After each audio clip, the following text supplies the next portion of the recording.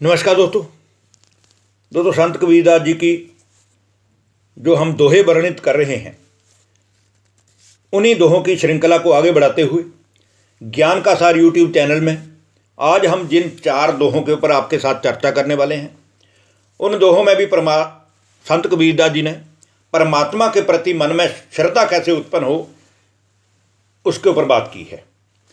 तो जिसमें पहला दोहा है, संत कबीरदास जी कहते हैं, ऐसी बाणी बोलिए मन का आपा खोए। ऐसी बाणी बोलिए मन का आपा खोए, औरन को शीतल करे और आप हु शीतल होए। अर्थात हम मनुष्य हैं, पढ़ने लिखने वाले हैं, संसारिक ज्ञान प्राप्त करने वाले हैं, संसारिक ज्ञान प्राप्त करके परमात्मा को पा लेने वाले हैं। ऐसे में हमें मन से घमंड की भावना का त्याग कर देना चाहिए और हमें मुख द्वारा ऐसी वाणी बोलना चाहिए जिससे हमारे शब्दों को सुनकर दूसरों का मन भी प्रसन्नता से खिल उठे। दूसरों को प्रसन्न देकर आप स्वयं भी अपने जीवन में सदा काल की प्रसन्नता का अनुभव करेंगे, इसमें कोई भी संशय नहीं है। और आज की वीडियो में जो दूसरा दोहा है, उसमें संत कबीरदास जी कहते हैं, फल कार ना सेवा करे निशि दिन जांचे राम। फल कारण सेवा करे निशि दिन जांचे राम, कहें कबीर वो सेवक नहीं चाहे चौगुण दाम। अर्थात संत कबीरदास जी कहते हैं कि जो मनुष्य भक्ति जप तप या भगवान को पाने के लिए कुछ भी रास्ता इख्तियार करते हैं, जो प्राणी मन से फल की इच्छा रखकर नित्य प्रतिदिन प्रभु राम से, भगवान से याचना करता है, प्रार्थना करता है, अपना मतलब सिद्ध करने के लिए भगवान के पास जाता है, वह मनुष्य तो जैसे कि लोभी है और स्वार्थी है। क्योंकि कबीरदास जी कहते हैं कि सेवक नहीं है वह, सेवक वह है जो सारे संसार के सभी मनुष्यों के कल्याण की भावना रखकर भगवान से कहे कि सबका कल्याण करना। जब सबका कल्याण होगा तो स्वयं के मनुष्य का भी स्वयं ही कल्याण हो जाएगा। लेकिन हम जो सेवा करते हैं उसमें हम पहले 4 गुना दाम अपना रख करके भगवान को कहते हैं कि हे भगवान, आप मुझे इतना दोगे तो मैं उसका इतना % आपको दूंगा। तो भगवान से भी हम एक किस्म का व्यापार करते हैं। तो भगवान से कभी भी हमें व्यापारी बनकर पेश नहीं आना है, भगवान से हमें बच्चा बनकर पेश आना है। जैसे एक छोटा सा बच्चा होता है, माता पिता उसको बहुत प्यार करते हैं, इसी प्रकार हम भी भगवान के छोटे छोटे बच्चे हैं, संसार में खेल खेलने आए हैं। कभी दुखी होते हैं, कभी सुखी होते हैं। इस दुख सुख के खेल से परे रहने वाला जो भगवान है वो हमें सुख दे सकता है, इसलिए हमें उसके ही शरण में जाना चाहिए। और तीसरे दोहे में संत कबीरदास जी कहते हैं, ये तत् वह तत् एक है, एक प्राण हुई घात। ये तत् वह तत् एक है, एक प्राण दुई गात, अपने जिए से जानिए मेरे जिए की बात।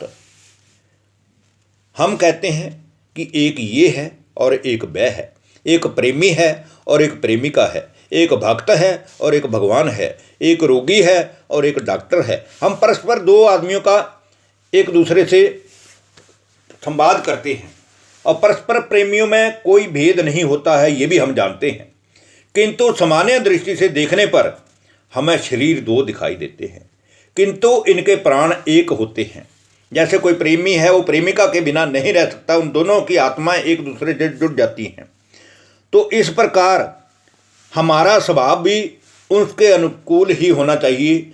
हम जैसी जीवन हमारे में गुण हैं, हम जिस प्रकार के हमारा स्वभाव है, उसी प्रकार की संगति वाले अच्छे लोगों के बीच में ही हमें रहना चाहिए।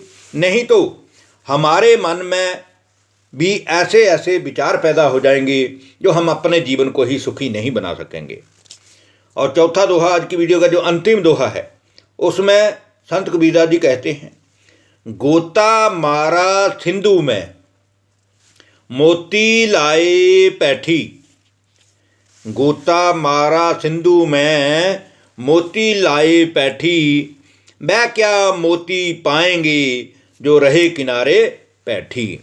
अर्थात प्रेम एक गहरा समुद्र, और इस गहरे प्रेम के समुद्र में जिसने निर्भय होकर उस परमात्मा को प्राप्त करने के लिए गोता लगा दिया, जो कूद पड़ा कि मुझे भगवान को पाना है, जिसने संसार की लज्जा की, कोई शर्म की, कोई उसने शर्म नहीं की, उसने एक ही बात अपने सामने रखी कि मुझे भगवान को पाना है, संसार क्या कहता है उस बात से मेरा कोई लेना देना नहीं है।